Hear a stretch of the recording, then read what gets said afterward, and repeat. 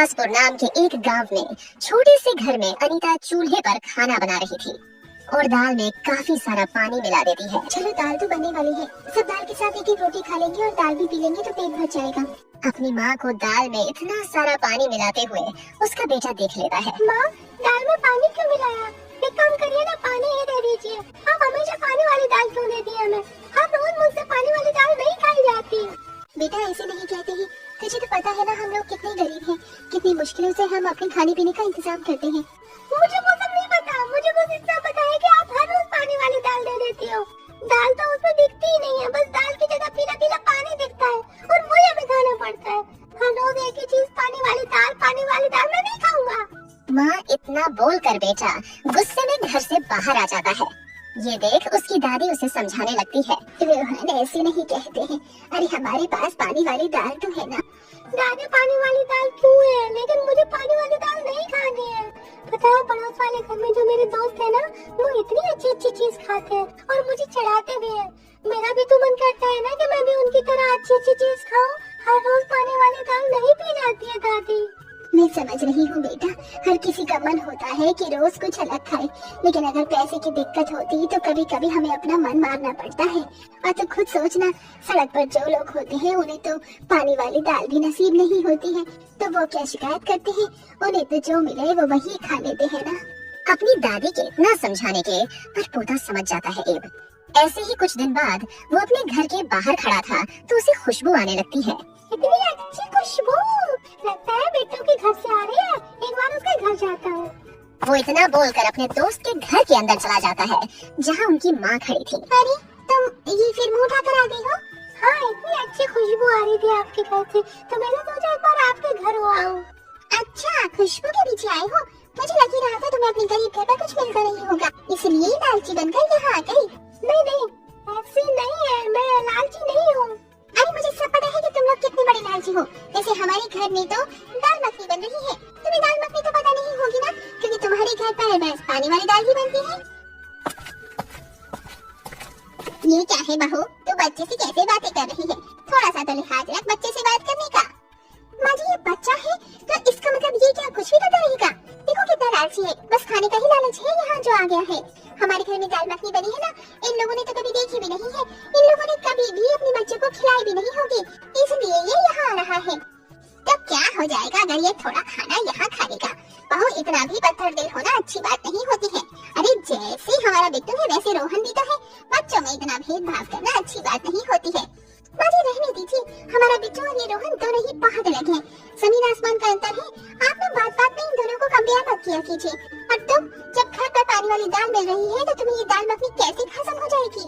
अब ऐसे ही कुछ दिन बीत जाते हैं और उसकी पड़ोसन अनीता के घर पर आती है। दरअसल मेरी बेटी का जन्मदिन है तो मैंने सबको बुलाया है, आप लोग भी आना। वैसे भी नहीं आओगे तो मुझे कोई फर्क नहीं है, और ये भी पता है कि आप लोग जरूर आओगे खाने के लिए।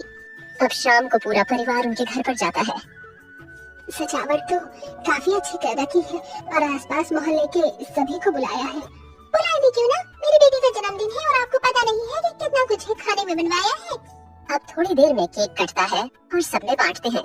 ये लीजिए आप लोगों का केक, अब आप जा सकते हैं। वाह, ये क्या, अरे सबके लिए तो खाना भी बनवाया है, फिर तो इन्हें खाना खाए बिना कैसे जाने को कह सकती है? माँ जी, इन लोगों के लिए खाना क्यों? इन लोगों के घर में पानी वाली दाल बनी होगी ना, हमारे जितना अब ये खाना हजम नहीं होता इन्हें। इनकी तबीयत वगैरह खराब हो जाएगी तो लेने कितने निपट जाएंगे। जी हाँ, रहने दीजिए, हमारे घर में खाना बना है। माँ झूठ क्यों बोल रही हो, हमारे घर में खाना कहाँ बना है? अरे सीमा बेटी, जब खाना नहीं बना है और हमारे घर में दावत है तो तुम लोग क्यों नहीं खा रहे हो? मैं अपनी बहू की तरफ से माफी मांगती हूँ, आप सब लोग खाना खाकर ही जाइएगा। प्रीति, इन सबको खाना खिलाओ। ठीक है माँ जी, खिला देती हूँ। वैसे इन लोगों ने इतना अच्छा खाना कभी देखा भी नहीं होगा। आप लोगों के लिए तो ये आज का दिन स्वर्ण अक्षरों में लिखा जाना चाहिए, क्योंकि आप लोगों ने पहले कभी खाया नहीं होगा ना इतना अच्छा खाना। किस बात अच्छी है। अब अनीता गुस्से में बिना खाए ही अपने घर पर आ जाती है। माँ यहाँ क्यों नहीं आई, हमने वहाँ खाना क्यों नहीं खाया? तूने सुना नहीं वो लोग हमसे कैसी बातें कर रही थी? अरे मुझे उनका शाही खाना या दाल मखनी से ज्यादा तो अपनी पानी वाली दाल ही पसंद आई, क्योंकि इसमें सुकून तो है, किसी के ताने तो नहीं है। माँ, मुझे ताने नहीं, स्वादिष्ट खाना चाहिए, दाल मखनी चाहिए, और आपकी वजह से तो वो भी नहीं मिली। अब ऐसा बोलकर वो गुस्से में घर से बाहर निकल आता है। ये क्या है रोहन, आज फिर खाना क्यों नहीं खाया?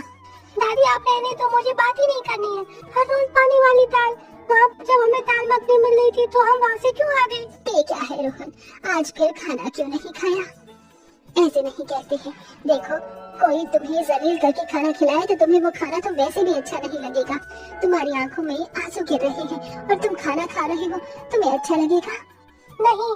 इसलिए तुम्हारी माँ भी यहाँ आ गई, क्योंकि वहाँ पर बस हमें सुनाया ही तो जा रहा था। ऐसे सुनने के बाद खाना कौन खा सकता है? अब दादी की बात सुनकर पोता समझ गया और दोबारा कभी माँ को परेशान नहीं करता। माँ दादी आप लोग सही कह रहे हो, पानी वाली दाल मेरे लिए बहुत है, मुझे नहीं चाहिए दाल मखनी। अब कुछ दिनों बाद मेरे पति का प्रमोशन हुआ है। माँ जी मैं ना पार्टी रख रही हूँ, सबको बुलाऊंगी। बहू पार्टी की क्या जरूरत है? नहीं माँ जी मैं पार्टी करूंगी, सबको बुलाऊंगी। ठीक है, अगर तू पार्टी कर रही है तो देख ले कहीं कोई गड़बड़ ना हो। अब अगले दिन पार्टी का दिन होता है और खाना बनाने वाला नहीं आता है। माँ जी इतनी देर हो गई, अभी तक शेफ नहीं आई, खाना कैसे बनेगा? मेहमान आने वाले होंगे। बहू मेरा तो मन भी नहीं था पार्टी का, तू ही पार्टी करना चाहती थी। अब जो मुसीबत सर पर आकर खड़ी हो गई है तो तू ही उसका समाधान निकाल, मुझसे कोई उम्मीद मत रखना। पार्टी के बारे में सोचकर वो काफी ज्यादा परेशान हो जाती है और अपने घर के बाहर जाकर बैठ जाती है। भगवान अगर आज पार्टी में मेहमान भूखे पेट गए तो मेरी बहुत बेइज्जती होगी, प्लीज कुछ करो ना। अरे तुम उदास क्यों हो? सब ठीक तो है ना? कुछ ठीक नहीं है, मेरे घर में पार्टी है मेरे पति के प्रमोशन की और खाना बनाने के लिए कोई भी नहीं आया। मैंने बुलाया था लास्ट टाइम पर मना कर दिया। अब मेहमानों के आगे मेरी बहुत बेइज्जती होगी। मैं खाना बना देती हूँ, मुझे आता है सब। अब मेरा वाला खाना बनाना है, गरीबों की पानी वाली दाल नहीं। तुम चिंता मत करो, तुम्हारी बेइज्जती बिल्कुल भी नहीं होगी।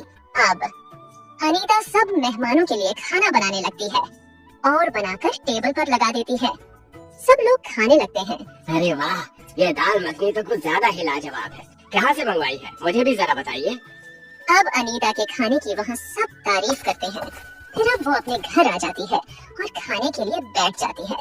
रोहन आज मैंने तुम्हारे लिए पानी वाली दाल और आलू भुजिया भी बनाई है। मुझे तो अब पानी वाली दाल भी बहुत पसंद है। अब सब खाने लगते हैं, तभी उसकी पड़ोसन हाथ में खाना लिए उसके घर आते हैं। आज आप सब लोग पानी वाली दाल नहीं खाएंगे, आज मैं सबके लिए दाल मखनी लाई हूँ। नहीं हमें दाल मखनी नहीं खानी है, मुझे तो अपनी वो पानी वाली दाल पसंद है। आप अपनी दाल मखनी ले जाइए। ऐसे मत कहो रोहन बेटा, मुझे माफ कर दो, मैंने बहुत बदतमीजी की, लेकिन मुझे अपनी गलती का एहसास हो गया है। आपको अपनी गलती का एहसास हो गया हो, लेकिन हम गरीबों की भी इज्जत होती है। माँ इन्हें कह दो हमें नहीं खाना। ऐसे मत कहो, मुझे बहुत बुरा लग रहा है कि मैंने कितना गलत बर्ताव किया। मुझे माफ कर दो, आज हम सब साथ में मिलकर दाल मखनी खाएंगे। सीमा आंटी जी समझाओ ना रोहन को। बेटा ऐसे नहीं करते हैं, अन्यथा अपमान होता है। ठीक है माँ, इसका मतलब आज हम सब मिलकर दाल मखनी खाएंगे। हाँ बेटा, हम सब मिलकर दाल मखनी खाएंगे। इस प्रकार उसको अपनी गलती का एहसास हो जाता है और सभी मिलकर खाना खाते हैं।